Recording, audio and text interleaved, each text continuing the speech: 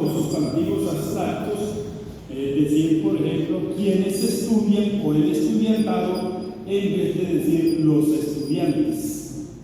Esta parte, digamos, más en la oralidad, en la escritura, el uso de barras, los y las, compañeros, compañeras, el arroba, compañeros, aunque la X, compañeros.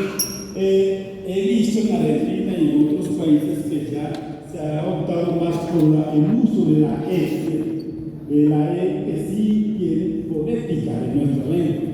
Nosotros ahí, en esa posición de la X, donde debiera aparecer una vocal, no tenemos forma de pronunciarlo. Entonces, parece que la E se ha impuesto para el uso de un término que abarque los diferentes géneros. ¿Qué dice la RAE? El uso del lenguaje inclusivo es agramatical y artificioso. De Palestina. El uso del lenguaje inclusivo conllevaría sustanciales transformaciones morfológicas del español. Se dificultaría su sistematización. Bueno,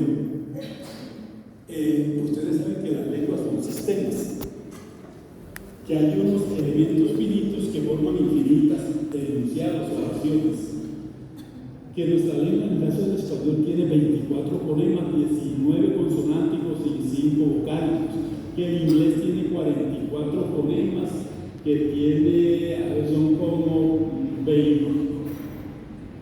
12 vocales, 8 dictongos y el resto son consonánticos en inglés, y cada lengua tiene esas características. Bueno, pero para no salir bien aquí vamos a continuar. Entonces, el problema es eso de la sistematización. Bueno, ¿qué es la lengua como sistema? Ustedes saben que el primero que habló de la lengua como sistema fue el suizo Ferdinand de Saussure en 1900, a principios del siglo XX por allá. Ellos habían hecho estudios de las lenguas europeas y las estaban comparando. Eso se llamó la metodología comparativista de las lenguas del mundo, y miraban las características que cada lengua tenía.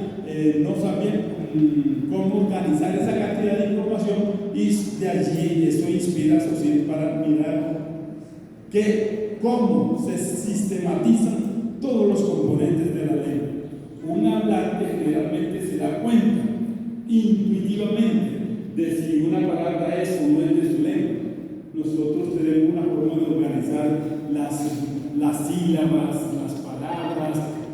No tenemos una sola sílaba en español que no tenga una vocal, por ejemplo, mientras en otras lenguas, por lo menos en la escritura, no aparecen algunas vocales.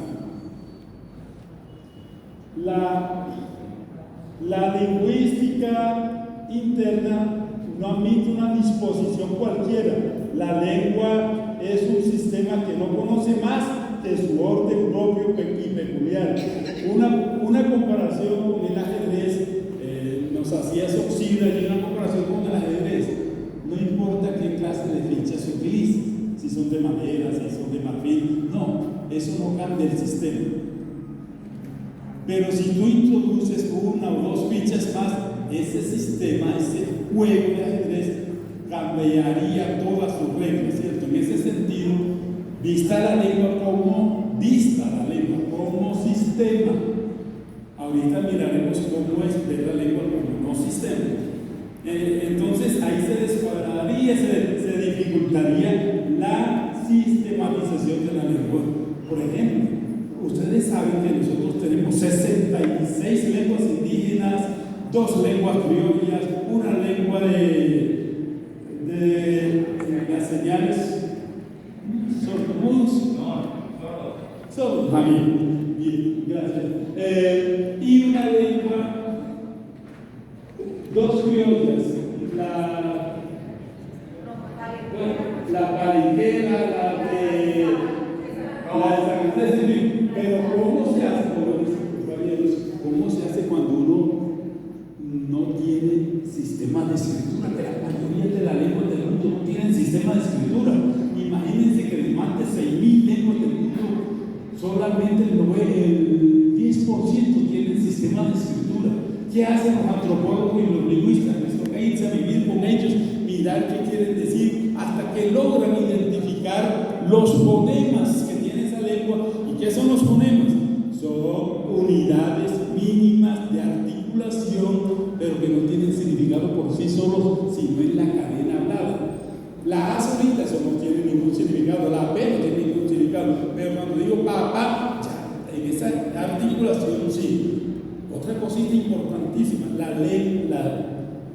el sistema lingüístico de nosotros los seres humanos, es el único que tiene doble articulación. Se combinan los fonemas, un fonema con otro y forman palabras, y a la vez se combinan las palabras para formar oraciones. Pues hay otros términos más técnicos como monemas. Los monemas son estas unidades que sí tienen significado. Casa, C-A-S, la raíz, la A, femenino, y si le agrego S, casas, es otro monema. Estas son unidades que sí dan sentido a cada una de las palabras. Miremos, pasemos. Tiene que ver, hablando de los universales lingüísticos, hay unas características comunes en todas las lenguas del mundo, características comunes. Por ejemplo, lo de la economía lingüística. Yo presiento que cuando nosotros utilizamos adverbios como todos y se incluye el femenino, de alguna manera estamos haciendo alusión a la ley del menor esfuerzo en las lenguas, que se llama economía lingüística. La ley del menor esfuerzo no solamente se da en la articulación, no, también se da en que yo puedo utilizar una misma expresión y para muchos. Cuando yo digo nosotros, yo podría decir, no, a mí no me metan, menciónenme directamente a mí, que no aparezco en esa expresión, entre nosotros. Y así, las lenguas como que se regulan y saben qué cosas necesitan expresar y de acuerdo a las situaciones, a los hablantes, en fin. Pasemos la lengua como discurso. Vean lo que dice García Negroni. No es la lengua que sea sexista, sino que hay discursos que lo son. Por eso yo enfatizo en que más que el sistema lingüístico, lo que yo estoy defendiendo es el sistema lingüístico. No es el culpable de lo que los hablantes hacemos con las lenguas en nuestros actos de habla, en nuestro enunciado, en nuestros discursos. No es la lengua, es el hablante y lo que hace con el sistema lingüístico, cómo lo pone a su disposición para discriminar, en fin. Bueno, otro antes de que pasemos, la mutabilidad y la inmutabilidad de la lengua. Imagínense que Ferdinand creó dos conceptos que son sumamente importantes: diacronía y sincronía. Las lenguas cambian a través de la historia. El tiempo hace que las lenguas cambien. Hace 200 años el español era otra cosa, hace 500 era otra cosa. Hoy en día tenemos nuevas palabras que se ajustan a las nuevas realidades. Hay cosas que no aparecían, pero aparecieron cuando en la lengua, cuando aparecen las nuevas realidades, en la lengua las etiqueta. A mí, por ejemplo, me encanta, ayer escuchaba en la noticia a propósito de la Copa América de Fútbol, decir, por primera vez 8 mujeres estarán como árbitras en la Copa América de Fútbol. Ese es un discurso, está rompiendo esquemas, acabando con esa hegemonía patriarcal, está todo, y están apareciendo en todas las esferas sociales, y el lenguaje las está nombrando. Eso es diferente a que nosotros querramos desestructurar la lengua y meterle otras fichas, porque se nos va a complicar allí. Por ejemplo, el femenino y masculino, veía yo por algunas lecturas que hice de gente que defiende el lenguaje inclusivo en Argentina, es más para el género humano. O sea, no importa que las cosas sean femeninas y masculinas, no, sino para las relación de nosotros los humanos, cuando mencionan a los humanos o no, yo digo, entonces había, ¿se imaginan un género para que la mesa no tenga problema, la silla femenina y el taburete masculino, pero ya entre nosotros ya que aparezcan tres géneros, ahí de alguna manera la sistematización sería diferente para explicar cómo funciona la lengua en general. Cuando el otro es la arbitrariedad del signo lingüístico. No hay nada que nos obligue a que una cosa se llame como se llama. Entre los griegos había esas peleas de naturalistas y convencionalistas. Algunos decían que la lengua era natural, era que los dioses habían dicho que se dijera que eso se llamaba así, bueno, cualquier cosa. No hay ninguna motivación. Uno no sabe cómo funcionamos nosotros como masa, pero ahí vamos aceptando cambios que a veces ni siquiera somos conscientes de los cambios que se dan en la lengua y los vamos aceptando poco a poco. La arbitrariedad del signo lingüístico es eso. Si no, todas las cosas en todas las lenguas se llamaran de la misma manera. Alguna cosita que se parece un poco a que haya, digamos, cierta motivación son los sonidos onomatopéyicos, el guau, el miau, parece que fueran onomatopéyicos y sin embargo entre las diferentes lenguas es totalmente diferente, como los franceses escriben cómo canta el gallo, cocorocó, criqui, cada lengua tiene una forma diferente de pronunciarlo. Eso demuestra que en general las lenguas son arbitrarias, el signo lingüístico.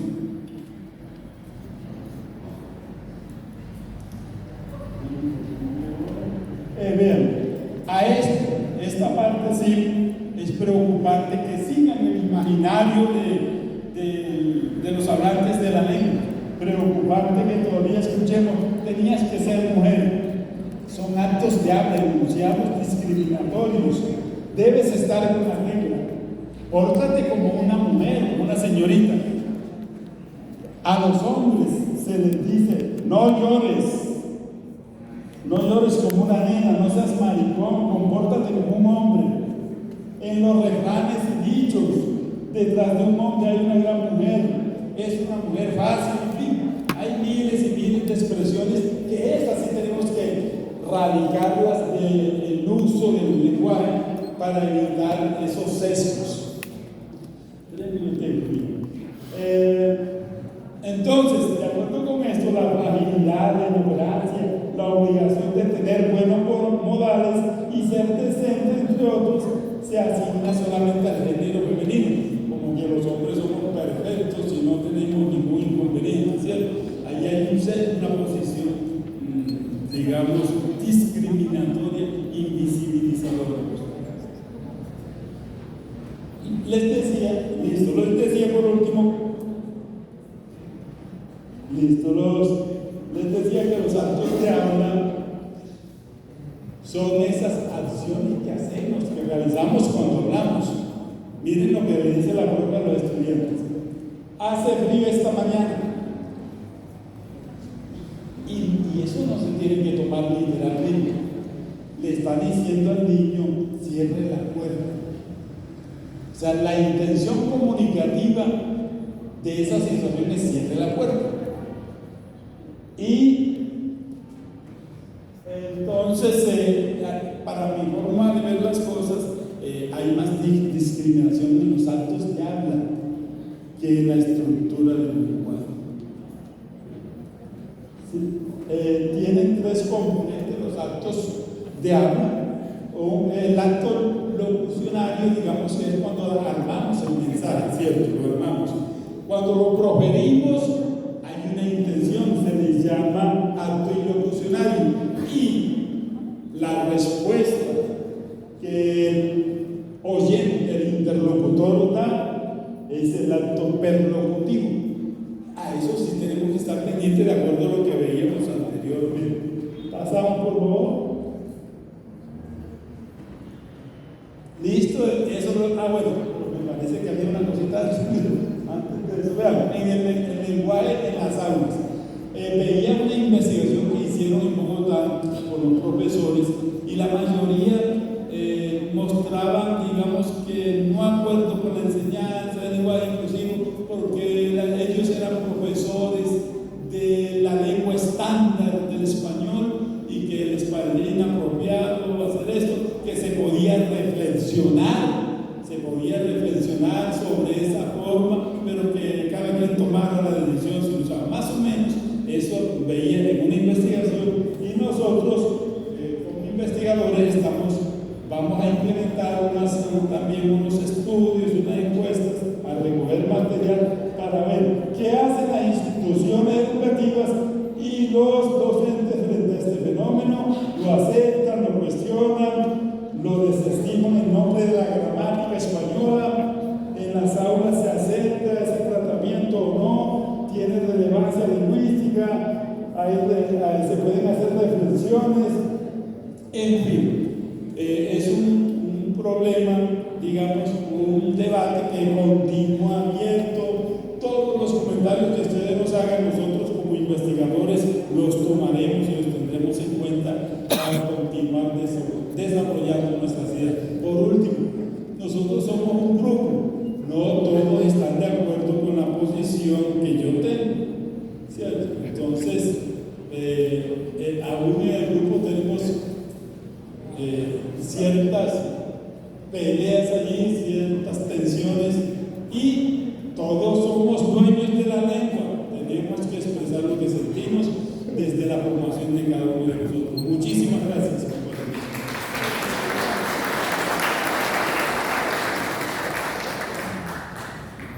Muchas gracias al doctor Rubén Gómez Lorduy. Continuamos esta serie de ponencias con la ponencia del doctor Antonio Claret García Botero, titulada Paz y Pacificación, una arqueología de las tendencias sobre el concepto de paz.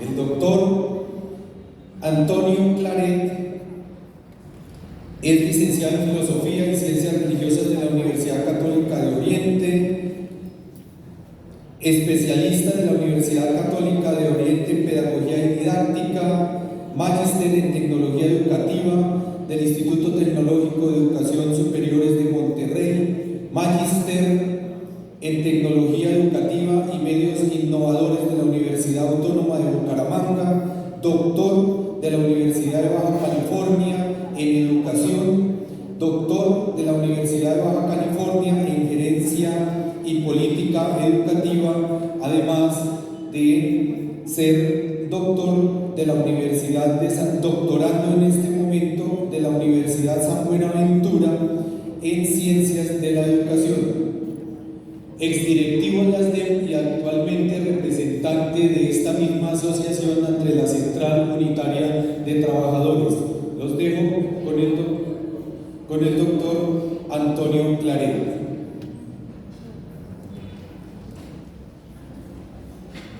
Buenas tardes. Un gusto en saludar a los maestros y las maestras del municipio de Medellín, que se encuentran en este evento tan especial. Maestros y maestras que en el transcurso del sindicato llevamos muchos años en la lucha de la defensa de la educación pública y que hoy nos encontramos acá reunidos, y además todos aquellos que nos ven por medio de YouTube, nos encontramos para acercarnos a este espacio académico, para conocer un poco sobre este asunto de lo que tiene que ver la escuela y la paz en ese territorio donde nosotros desarrollamos la práctica. Cada día cuando nos levantamos y prendemos la televisión y la radio, siempre estamos escuchando el concepto de violencia, de paz, de negociación, y a esa paz se le ha dado a través de la historia y en cada uno de los discursos que van circulando en nuestra sociedad, se le van dando los calificativos, y esos calificativos en torno a la paz empiezan a atravesarnos y a habitarnos como discursos.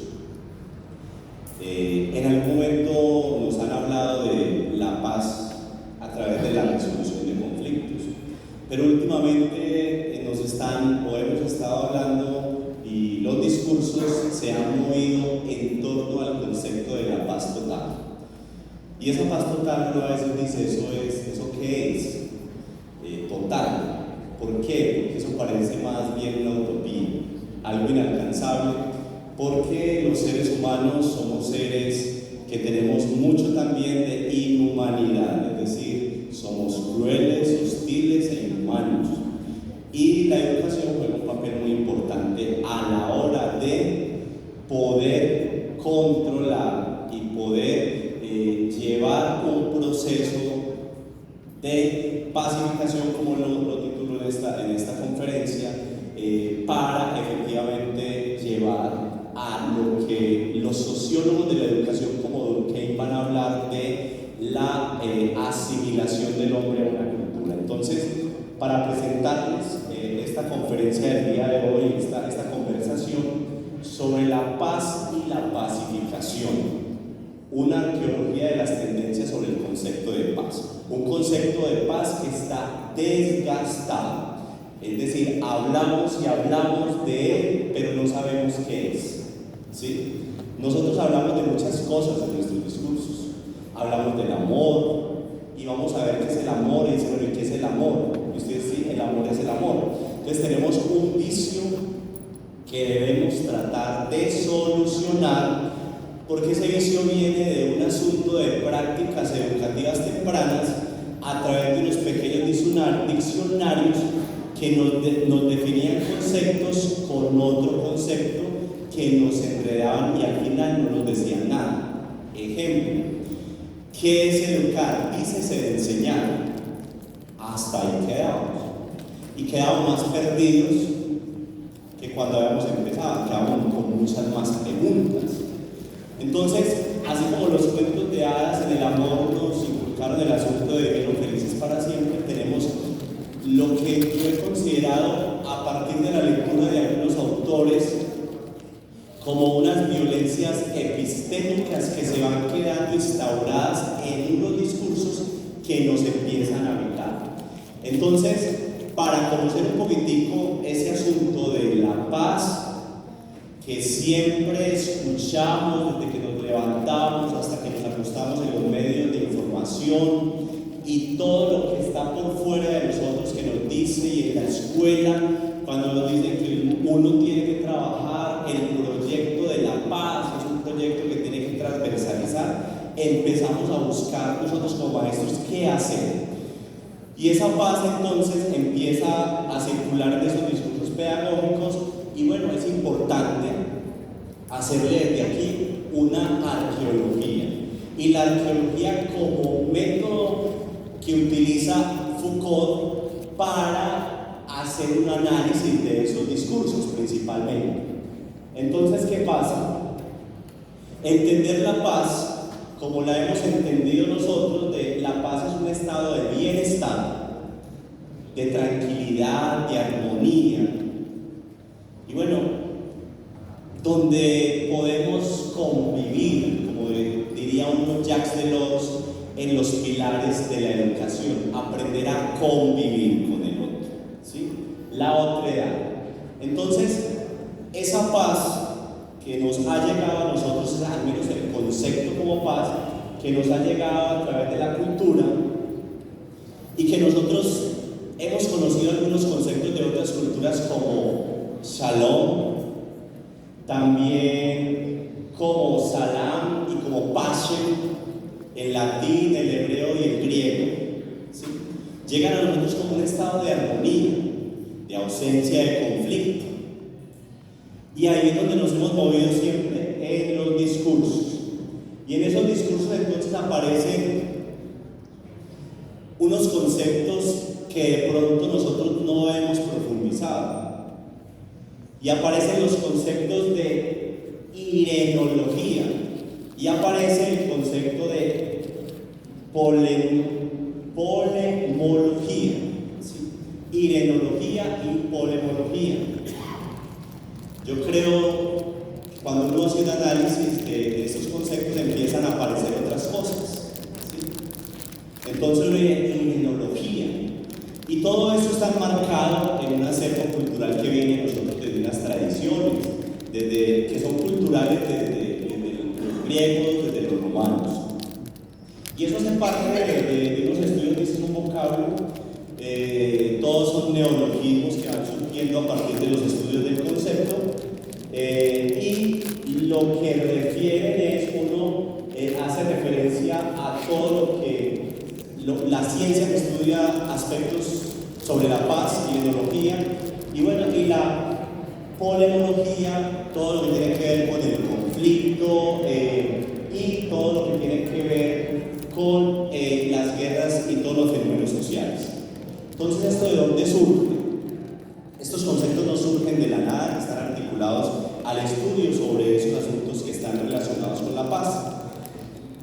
Eirene es una diosa de la mitología griega, y la polemología hace parte también de ese estudio, pero que la mitología romana va a hablar de la que representa el concepto de paz, va a ser la paz, y que estas van a hablar de armonía, o van a hacer referencia a armonía y abundancia y riqueza.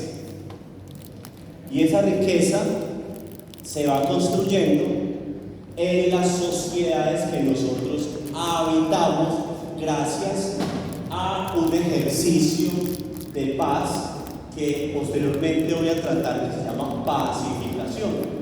El asunto es cómo se va a dar esa pacificación. Entonces aparecen muchas definiciones del concepto de paz, hay demasiadas.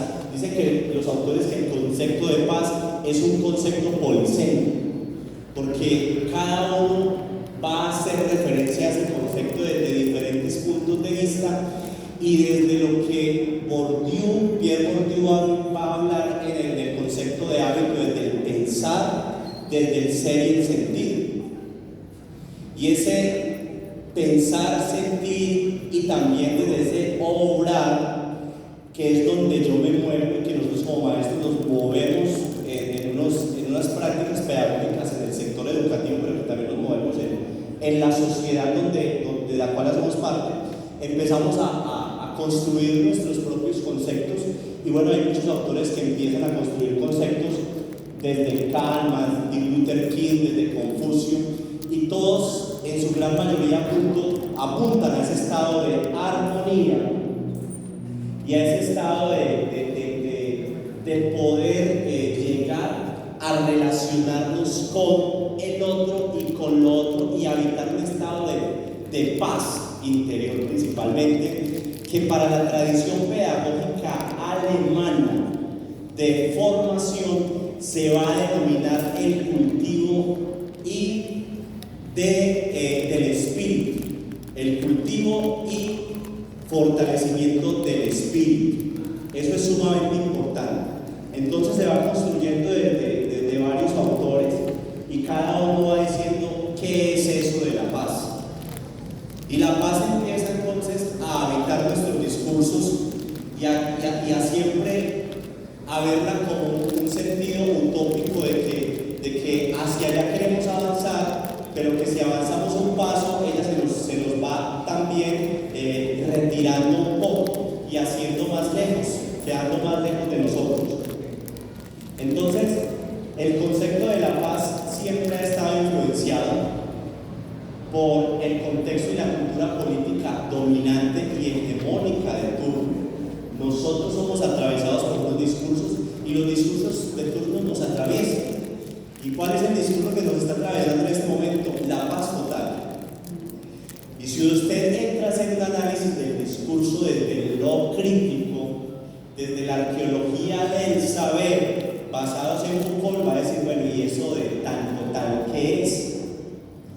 Es decir, eso sí existe en la medida de que vamos a tener un mundo armónico, sabiendo que en el ser humano, como lo dice Carlos Mérez, que el compañero Milton va a profundizar con él el día de mañana, va a hablar de lo humano y lo inhumano que nos habita.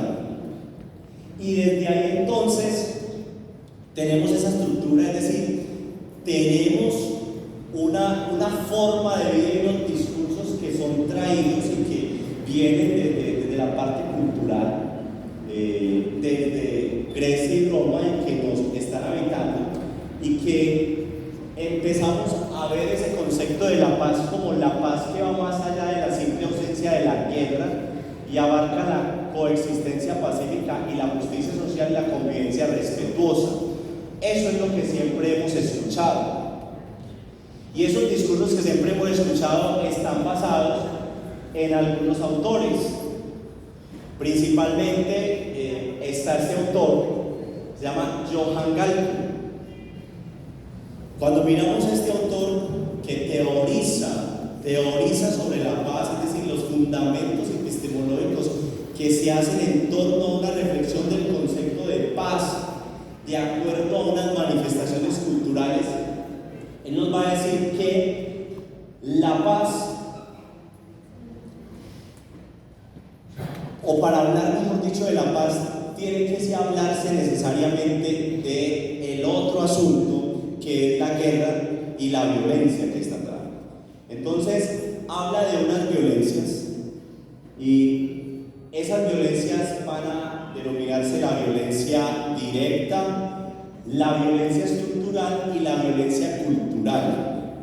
Y en esas violencias que se van tejiendo en las prácticas cotidianas, vamos experimentando asuntos humanos que nos hacen vivir de una u otra manera. Puede que vivamos en paz, pero que puede que no vivamos en paz, sino en conflicto constantemente. ¿Que eso es malo o eso es bueno? Pues depende. Hay que analizar desde el punto de vista en que usted se pare para ejercer unas acciones sobre usted mismo y sobre el otro o lo otro.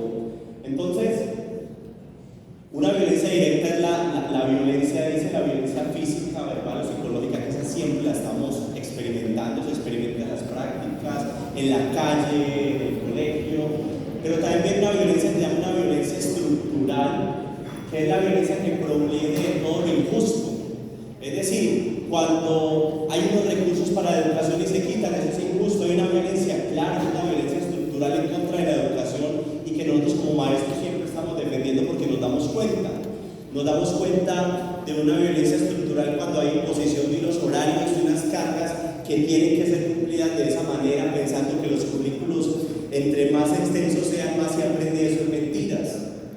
Eso está totalmente comprobado. O con las pruebas estandarizadas, que si la prueba estandarizada usted le sale bien, entonces usted es más inteligente que el que respondió mal. No, hay violencias también estructurales, y hay esas violencias culturales también, que es aquellas que se dan por unas pautas educativas que la sociedad nos va enseñando, y que nos llevan a que podemos ver injusticias, pero no, como la sociedad nos las enseñó de una manera, entonces las invisibilizamos y las hacemos parte del paisaje y ya no sentimos nada. Entonces, cuando usted ve un niño pidiendo plata en un semáforo, cuando un anciano está vendiendo conflicto, usted no siente nada porque usted ya lo ha visto siempre. Entonces no ven la injusticia ni las violencias que se están generando por unos asuntos que son estructurales, que no dependen de una estructura social que nosotros